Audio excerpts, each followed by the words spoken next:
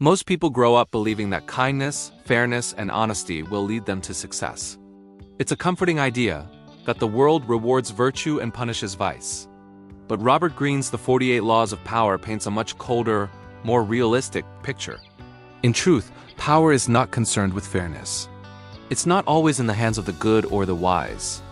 Often, it lies with those who understand human nature, its vanity, fear, ambition, and desire. Greene doesn't write as a preacher or a villain. He writes as an observer of human history, drawing lessons from emperors, seducers, con artists, kings, generals, and corporate titans. Power, he argues, is immoral. It isn't good or evil, it just is. And those who ignore its dynamics often become its victims. Let's explore 5 of Greene's most impactful and often misunderstood laws. Not to become Machiavellian, but to stop being naive. Because power, seen clearly, is power that can be navigated.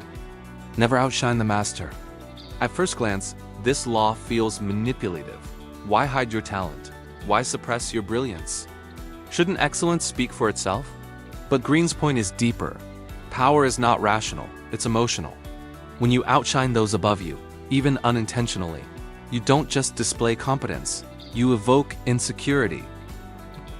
Never outshine the master. History is full of examples. Galileo's genius nearly got him killed because it threatened religious authorities. Nikola Tesla was marginalized, while Thomas Edison, a master of image and strategic ego management, gained the credit. Greene warns, if you want to rise, don't provoke. Make your superiors feel safe. Allow them to see you as useful, not threatening. This doesn't mean shrinking your ambition. It means cloaking it, learning to read the room, to master the art of timing, to let your achievements reflect glory onto others until you have enough power of your own. Conceal your intentions. We live in an age of oversharing, where transparency is praised as a virtue and privacy is often mistaken for secrecy.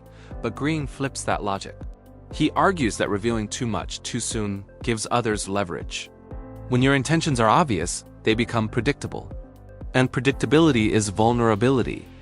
In ancient warfare, generals used misdirection to confuse their enemies. In modern politics and business, the same principle applies. Leaders rarely reveal their endgame until they're already there. Steve Jobs was famously opaque about product launches. Artists like Beyoncé drop albums with no warning, controlling attention like magicians control misdirection. Concealing your intentions doesn't mean lying. It means being deliberate. It means showing people what they expect to see, while building your real strategy beneath the surface. Mystery creates fascination. Ambiguity creates space. And in that space, you gain room to move. In Greene's words, use decoys, false signals, and distractions to lead people astray. Not to harm, but to protect. In a competitive world, privacy is power. Law 15. Crush your enemy totally. This law often sparks discomfort. It sounds ruthless, and it is, but Greene is not promoting cruelty. He's highlighting a truth. In power dynamics, half measures are dangerous. If you allow a rival to retain influence, pride, or resources, you give them the chance to rebuild and retaliate. In history, we see this play out over and over. Julius Caesar's enemies, left alive, conspired in his assassination. In corporate warfare, companies that allow competitors to linger often suffer long-term consequences. Think of how Facebook crushed Snapchat's innovations by copying stories, leaving them little room to breathe. Crushing your enemy doesn't always mean destruction. Sometimes it means making their position irrelevant, ending relationships with clarity, restructuring alliances decisively, eliminating ambiguity. When people feel they have nothing to lose, they often become desperate. Greene warns, never back someone into a corner unless you're ready to finish the fight. Mercy, in some cases, can be the seed of future war. It's not about violence, it's about resolution. Law 6. Court attention at all costs. We often think success is about skill, effort, or merit. But in many arenas, success begins with visibility. You can be brilliant, but if no one knows your name, it doesn't matter. Greene writes, what is unseen counts for nothing. Power is linked to perception, and perception is shaped by attention. Consider how public figures use fashion, speech, controversy, or performance to stay relevant. From political leaders to influencers to CEOs, those who dominate the narrative often dominate the outcome. But Greene warns against cheap spectacle. Attention must be earned strategically. Wear the unexpected, not the ridiculous. Speak rarely but with impact. Cultivate an image that commands respect, not noise. Silence, used wisely, can be more powerful than words. Mystery makes people look closer. Think of Andy Warhol's manufactured persona. Or Elon Musk's calculated social media unpredictability.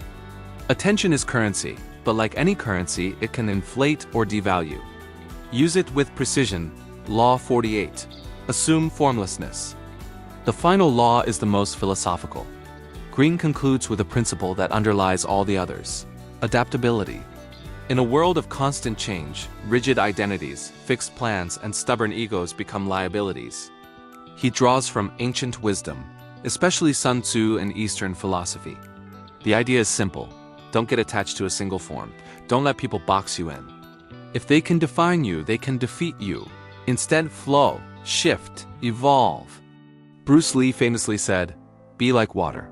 Water takes the shape of any container. It can crash or it can flow. It's patient, persistent, and unstoppable.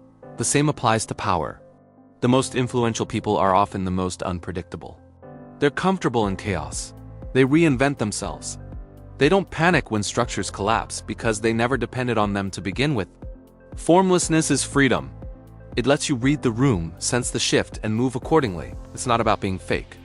It's about being free from the need to cling to what no longer serves you. The 48 Laws of Power is not a celebration of manipulation. It's a wake-up call. It says, look around. Power is not polite. It's not always visible, but it is always active. In offices, in friendships, in families, in politics, in art. You don't have to play dirty, but you do need to play smart. Understanding power doesn't make you corrupt. It makes you conscious. Greene doesn't tell you to betray your values. He invites you to understand the battlefield you're already on, and to stop pretending it's a garden. Power, when used ethically, becomes leadership. It becomes influence. It becomes the ability to protect, to guide, to build. If this video opened your eyes to the hidden structures around you, consider subscribing. In our next episode, we'll break down atomic habits and explore how small actions build powerful identities over time. Until then, stay sharp, stay ethical, and stay curious.